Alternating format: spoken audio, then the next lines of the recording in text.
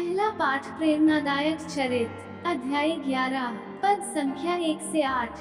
प्रेरितों और यहूदी भाइयों को ये पता चला है कि गफर यहूदियों ने भी ईश्वरीय वचन स्वीकार किए हैं। जब पेतरुस यरूशलेम पहुँचे तो यहूदी विश्वासियों ने उनकी आलोचना करते हुए कहा, आपने गैर यहूदियों के घर में प्रवेश किया और उनके साथ भोजन किया। इस पर पेट्रोस ने क्रम से सब कुछ समझाते हुए कहा, मैं योप्पे नगर में प्रार्थना करते समय आत्मा से आविष्ट हो गया। मैंने देखा कि लंबी चौड़ी चादर जैसी कोई चीज स्वर्ग से उतर रही है और उनके चारों कोनों मेरे पास पृथ्वी पर रखे जा रहे हैं।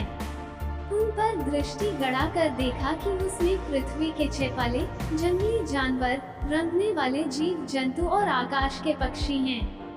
मुझे एक वाणी ने कहा, आवंटित पेतरुस, उठो, मारो और खाओ। मैंने कहा, प्रभु, कभी नहीं, मेरे मुंह में कभी कोई अपवित्र या फाइल वस्तु नहीं पड़ी।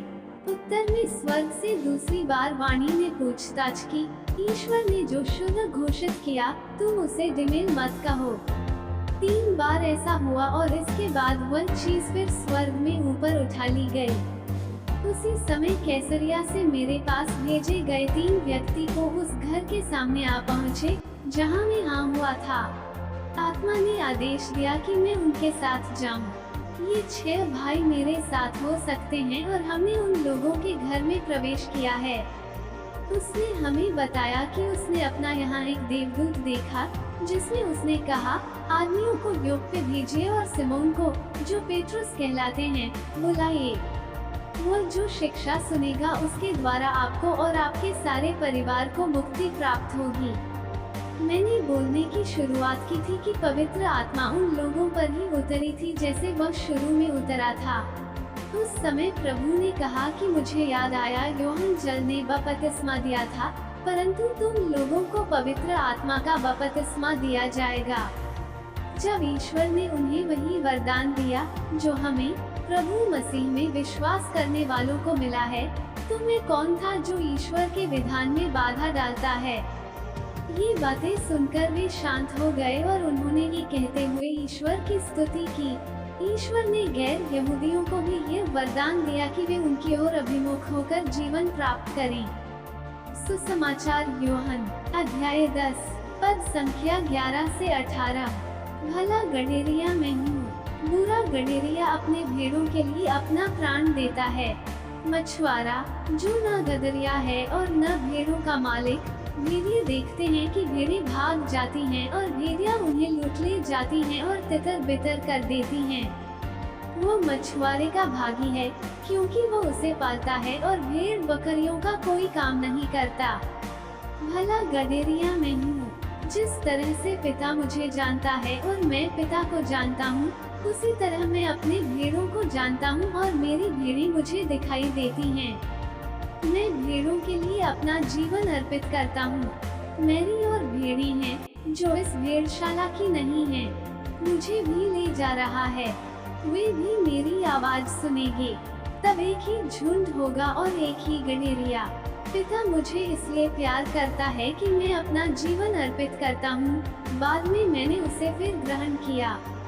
कोई मुझसे मेरा जीवन हर नहीं हो सकता, मैं स्वयं उसे अर्पित करता हूँ। मुझे अपना जीवन समर्पित करने और फिर ग्रहण करने का अधिकार है। मुझे अपने पिता की ओर से यह ऑर्डर मिला है। मनन चिंतन। आज माता कलीसिया सभी और पत्ते के संरक्षक संत योसेफ का पर्व मनाती है। संत योसेफ न केवल संसार भर की कलीसिया के संरक्षक हैं, बल्कि संसार भर के अधीन को भी प्रभु ने उनकी संरक्षण में रखा है। संत योसेफ में ऐसे कई गुण और विशेषताएं हैं जिनके कारण ईश्वर ने उन्हें हमारे मुक्तिदाता के संरक्षण एवं लालन पालन के लिए संदर्भित पिता के रूप में चुना है। उनके कुछ गुणों को हम भी अपने जीवन में अपना सकते हैं।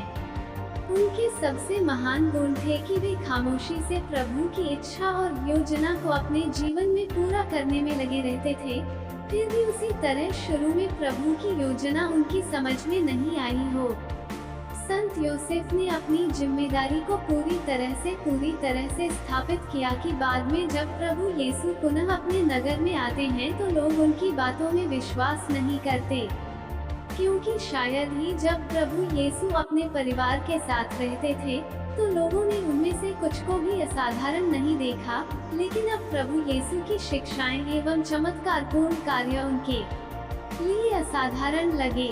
शायद ही वे ऐसा कर पाए थे कि उन असाधारण कार्यकलापों की प्रभुता के बावजूद और निष्ठावान सेवक संत यूसुफ द्वारा रखी गई थी। हम भी उन संत यूसुफ से प्रार्थना करते हैं कि हम भी प्रभु के बावजूद और निष्ठावान सेवक बनेंगे। आमीन।